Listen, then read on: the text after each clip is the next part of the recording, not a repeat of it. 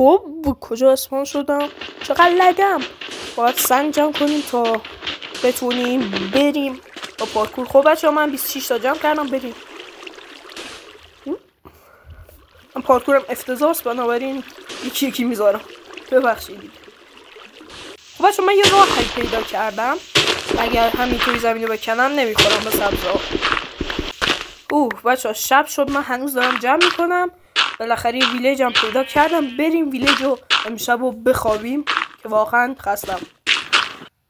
خب بریم داخل. اینجا رو خودم کردم، تعجب نکنید. بله بخواب.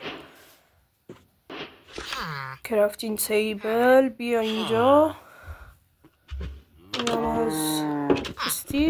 بچه اینجا هم سنگ هست. خود سنگ هم همینجا میکنیم و میریم پیککس سنگی و اینا. غذا من عاشق غذا بزن که غذای مفتی.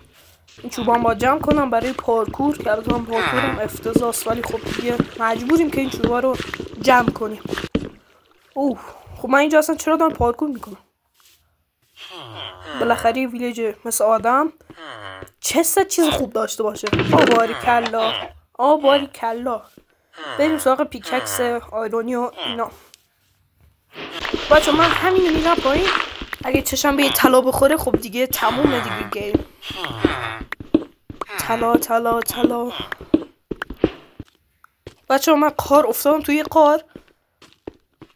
خب بچه ویدیو قطع شد، اما من رفتم ماینش کردم و تموم. خداحافظ.